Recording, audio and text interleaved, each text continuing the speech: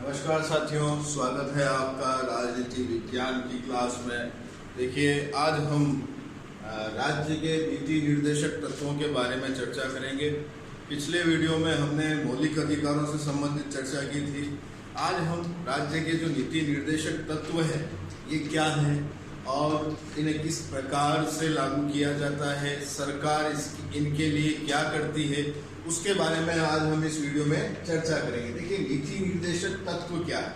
देखिए, निर्देशक तत्व, निर्देशक चीज को देखिए आप, निर्देश देना यानी किसी को किसी कार्य को करने के लिए इंस्ट्रक्शन देना है ना, या डायरेक्शन देना, यानी एक तरह से कह सकते हैं प्रेरणा देना। तो ये निर्देशक तत्व एक प्रेरक तत्व है जो सरकार को प्रेरणा देते हैं कुछ ऐसे कार्यों को करने के लिए। ठीक है, अब जैसे मौलिक अधिकार क्या है। मौलिक अधिकार जैसे मैंने आपको बताया था कि मूल अधिकारों का जब हनन होता है तो व्यक्ति सुप्रीम कोर्ट या हाई कोर्ट में जा सकता है और वहां पर याचिका लगा सकता है। अतः क्या कह सकते हैं कि मूल अधिकार जो होते हैं ये वाद योग होते हैं, यानी इनके ऊपर मुकदमे चलाए जा सकते हैं। जबकि नीति निर्देशक तत्व ये वाद योग्य नहीं होते, इनके ऊपर कोई मुकदमा नहीं चलाया जा सकता, है ना।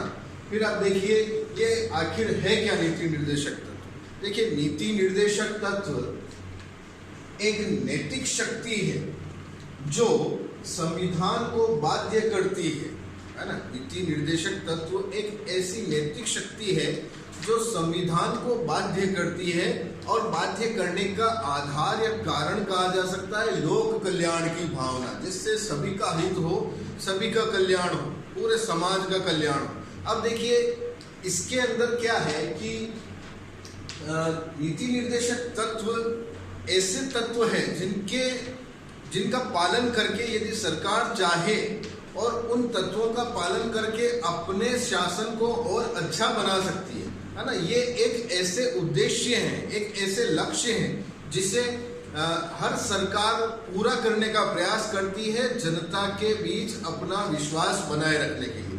तो क्या कह सकते हैं कि नीति निर्देशक तत्व क्या है। ये एक लोक कल्याण की भावना लिए हुए एक ऐसी नैतिक शक्ति है, एक ऐसे उद्देश्य हैं ऐसे जिनके पालन के आधार पर सरकार अपने शासन को अच्छा बना सकती है और जनता में अपना विश्वास बनाए रख सकती है। ठीक है, तो ये नीति निर्देशक तत्व है। ठीक है, ये मतलब कि सरकार को निर्देश देती है कि आप इस तरह से कार्य कर सकते हैं, बाध्य नहीं करती, है ना, उन्हें विवश नहीं करती, मजबूर नहीं करती कि भाई आप इन तत्वों का पालन करके आप अपने शासन को अच्छा बना सकते हैं, जिससे जनता का कल्याण हो, जनता के लिए अच्छी योजनाओं का विकास हो। ठीक है, फिर इसके बाद क्या हुआ कि इन संविधान निर्माताओं ने ये देखा कि भाई ऐसे तत्वों का संविधान में समावेश होना चाहिए, इसलिए उन्होंने जो सूची बनाई उन्हें नीति निर्देशक तत्वों की सूची कहा जाता है और इन्हें संविधान में इनको रखा गया, उनका भाग रखा गया। ठीक है, अब देखिए नीति निर्देशक तत्व क्या है। देखिए, मुख्यतः 3 बातें हैं इन तत्वों के लिए। जैसे मैंने अभी आपको बताया था कि वह लक्ष्य या उद्देश्य, भाई वे लक्ष्य व उद्देश्य जो एक समाज के रूप में हमें स्वीकार करने चाहिए। देखिए, सरकार का ही दायित्व नहीं है कि वो नीति निर्देशक तत्वों को फॉलो करके समाज के कल्याण के लिए कार्य करे, जबकि जनता का भी, समाज का भी है ना दायित्व है कि वो इन लक्ष्यों को प्राप्त करने के लिए कार्य करे। जैसे नीति निर्देशक तत्वों के अंदर ये समावेश है कि हमें पर्यावरण की रक्षा करनी चाहिए, बिल्कुल करनी चाहिए, है ना।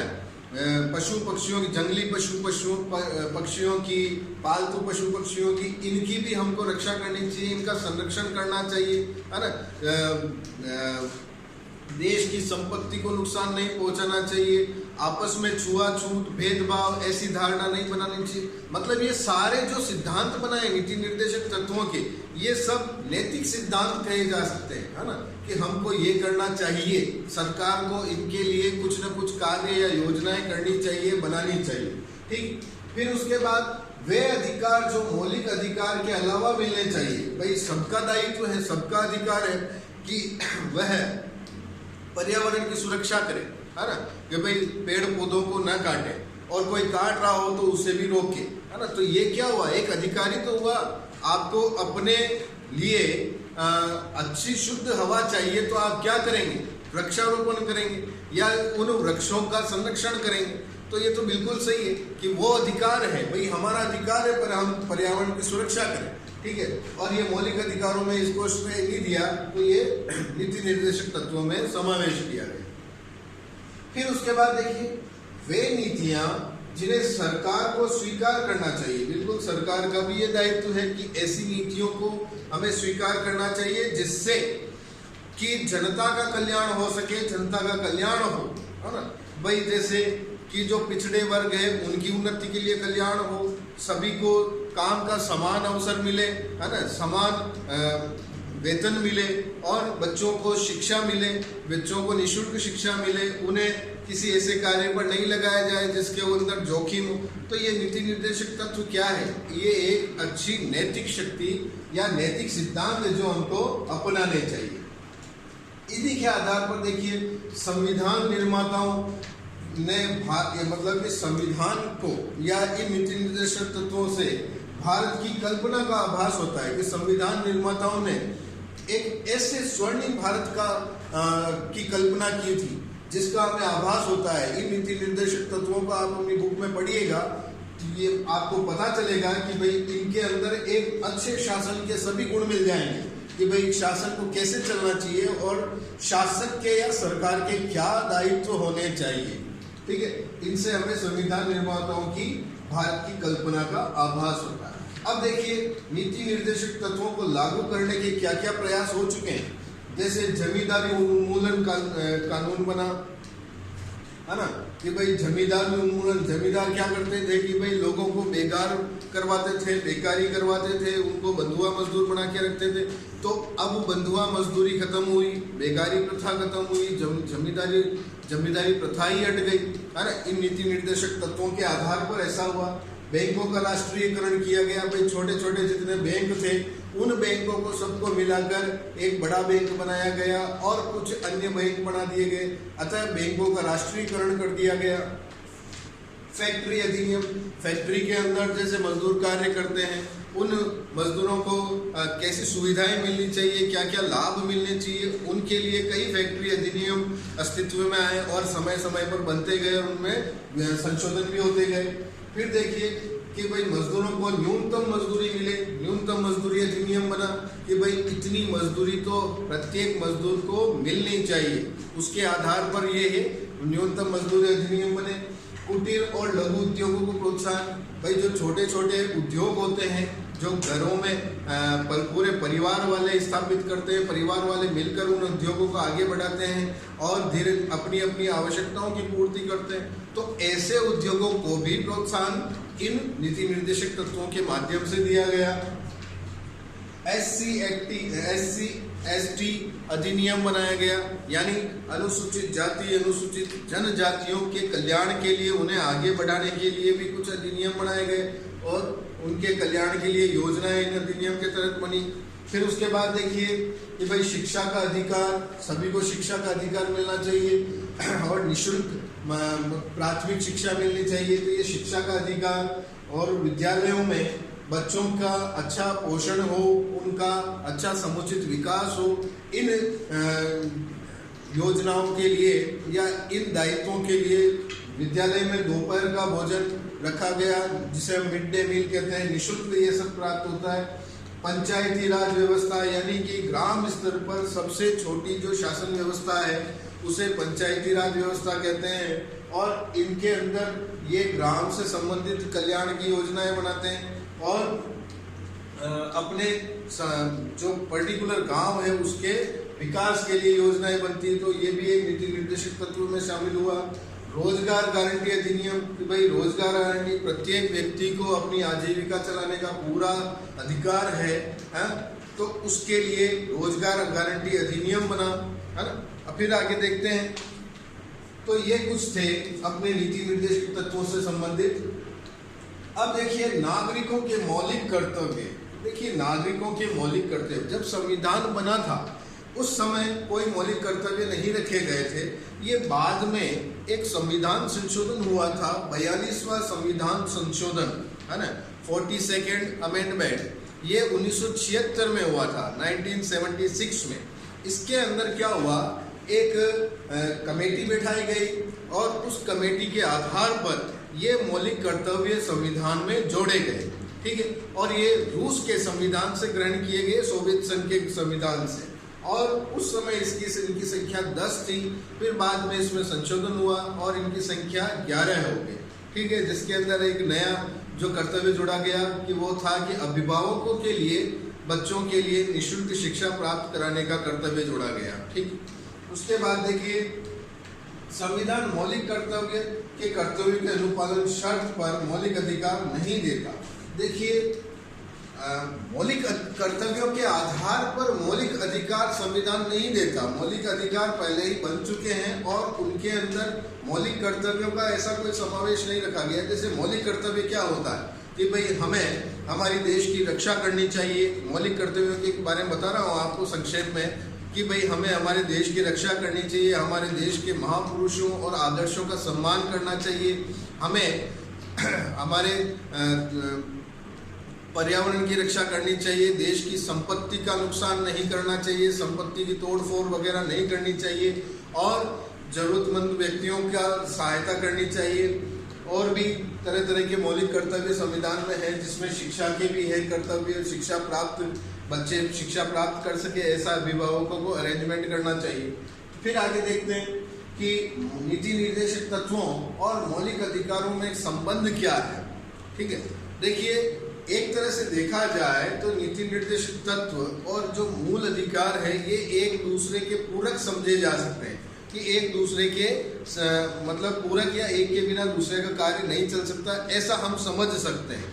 इसके अंदर देखिए कि मौलिक अधिकार ऐसे अधिकार होते हैं जो सरकार के कुछ कार्यों पर प्रतिबंध लगाते हैं, है ना। मौलिक अधिकार ऐसे अधिकार होते हैं जो सरकार के कुछ कार्यों पर प्रतिबंध लगाते हैं। जैसे मैंने आपको बताया था कि मूल अधिकारों पर यदि उनका हनन होता है तो नागरिक उन अधिकारों के हनन के लिए कोर्ट में जा सकते हैं, सुप्रीम कोर्ट या हाई कोर्ट में सीधे याचिका दायर कर सकते हैं। तो ये क्या हुआ कि सरकार के कार्यों पर प्रतिबंध लगा दिया, ठीक है। जबकि नीति निर्देशक तत्व क्या है, ये सरकार के कार्यों पर प्रतिबंध नहीं लगाते, जबकि सरकार को प्रेरणा देते हैं कि इन नीति निर्देशक तत्वों के आधार पर सरकार कार्य करे, ठीक है। तो हम कह सकते हैं कि ये दोनों एक दूसरे से मिलते जुलते पूरक हैं। फिर क्या है, अब ये प्रेरणा किस तरह की देते हैं कि भाई सरकार को प्रेरणा क्या देते हैं कि भाई ये देते हैं कि सरकार लोक कल्याण के हित में कार्य करे, है ना, कि भाई जनहित में कार्य करे, समाज के हित में कार्य करे, समाज के विकास के लिए कार्य करे, इस तरह की प्रेरणा देते हैं, ठीक है। और समाज के कार्यों में हस्तक्षेप न करे या व्यक्तियों के कार्यों में हस्तक्षेप न करे, इसलिए सरकार पर ये प्रतिबंध लगाते हैं मूल अधिकारों के अंदर, ठीक है।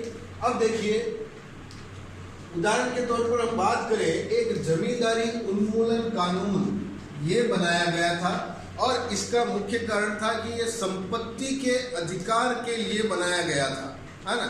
उसके अंदर विवाद हो गया था, कार्यपालिका और न्यायपालिका दोनों में मतभेद हो गए थे। इसके अभी हम चर्चा करते हैं। देखिए, कार्यपालिका और न्यायपालिका ने इस अधिनियम पर एक विरोधी दृष्टिकोण अपनाया। सरकार ने माना कि नीति निर्देशक तत्वों को लागू करने हेतु मौलिक अधिकारों पर प्रतिबंध लगाए जा सकते हैं, है ना, कि भाई यदि नीति निर्देशक तत्व हमें लागू करने और वो मूल अधिकारों की श्रेणी में आ रहे हैं तो उन मूल अधिकारों का जब हनन हो रहा है तो ऐसे में मूल अधिकारों पर प्रतिबंध लगा दीजिए, है ना, जिससे नीति निर्देशक तत्वों की हानि ना हो या उनका हनन ना हो। जबकि न्यायालय क्या मानता है कि मूल अधिकार इतने महत्वपूर्ण और पावन है कि इन्हें लागू करने के लिए नीति निर्देशक तत्वों पर प्रतिबंध लगाने की लागू करने हेतु मूल अधिकारों पर प्रतिबंध लगाने की कोई आवश्यकता नहीं है ना। ये न्यायालय का मानना है कि भाई जैसे अगर सबको समानता का अधिकार है, स्वतंत्रता का अधिकार है और इन अधिकारों के बीच में नीति निर्देशक तत्व आ रहे हैं तो नीति निर्देशक तत्वों के लिए मूल अधिकारों पर प्रतिबंध नहीं लगाया जा सकता, है ना। फिर उसके बाद एक केशवानंद भारतीय केस हुआ था जिसके अंदर सुप्रीम कोर्ट ने ये माना कि सुप्रीम कोर्ट ये कहते हैं उसके अंदर कि संविधान में संशोधन किया जा सकता है, लेकिन संविधान के मूल ढांचे में बिना परिवर्तन किए हुए संविधान में संशोधन किया जा सकता है। संसद संशोधन कर सकती है, और जो संविधान का मूल ढांचा है इसके अंतर्गत कुछ बातें हैं जो काफी थोड़ी विस्तृत रूप में चर्चा की जा सकती है। तो संविधान का जो मूल ढांचा है उसके अंदर बिना बदलाव किए आप संविधान में संशोधन कर सकते हैं। तो ये जमींदारी उन्मूलन कानून भी ऐसे ही पास हुआ है। अब देखिए संपत्ति का अधिकार, इसके बारे में हम थोड़ी चर्चा कर लेते हैं। देखिए विवाद का जो मुख्य कारण रहा था, ये संपत्ति का अधिकार विवाद का कारण था कार्यपालिका और न्यायपालिका के बीच। जो जमींदारी उन्मूलन का जो कानून बना था उसके ऊपर ये संपत्ति के अधिकार के ऊपर बहस छिड़ी थी। देखिए कि जब मूल संविधान बना था उसके अंदर एक अधिकार दिया गया था कि संपत्ति का अर्जन, स्वामित्व और उसका हस्तांतरण से संबंधित अधिकार हमें प्राप्त हुआ था, जो पहले टोटली 7 अधिकार थे मूल अधिकार। फिर बाद में इस संपत्ति के अधिकार को संविधान संशोधन द्वारा इन मूल अधिकारों की श्रेणी से हटा दिया गया, और अब संविधान में मूल अधिकार 6 रह गए, है ना। और इस संपत्ति के अधिकार को मूल अधिकार न कहकर इसे एक सामान्य कानूनी अधिकार बना दिया गया। अब देखिए जब 1973 के अंदर सुप्रीम कोर्ट का निर्णय हुआ, इसके अंदर ये कहा गया कि संविधान के मूल ढांचे का तत्व नहीं है कि भाई संपत्ति का अधिकार जो है, सुप्रीम कोर्ट ने कहा कि ये संविधान के मूल ढांचे का तत्व नहीं है, आप इसके अंदर यानी संसद इसके अंदर संशोधन कर सकती है। संसद संविधान में संशोधन करके इस संपत्ति के अधिकार को इस संपत्ति के अधिकार का कोई और दूसरा रास्ता निकाल सकती है। फिर देखिए फिर 1978 में जनता पार्टी की सरकार आई, मोरारजी देसाई प्रधानमंत्री थे। उनके कार्यकाल में इस संपत्ति के अधिकार को मूल अधिकारों की श्रेणी से हटाकर इनको सामान्य कानूनी अधिकार की श्रेणी में डाल दिया गया, जो अब ये अनुच्छेद 300 के अंतर्गत संविधान के अनुच्छेद 300 के अंतर्गत ये संपत्ति का अधिकार मूल अधिकार न होकर सामान्य कानूनी अधिकार रह गया। ठीक है, तो आज के इस वीडियो में साथियों आशा करता हूँ आपको समझ में आया होगा। आप इनके नोट्स बनाइए, और नहीं समझ में आए तो हमें पूछ सकते हैं, कमेंट बॉक्स में लिख सकते हैं।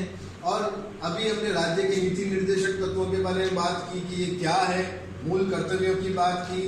ओके, नेक्स्ट वीडियो में हम अगले नए टॉपिक पर चर्चा करेंगे। That's all for today, thank you.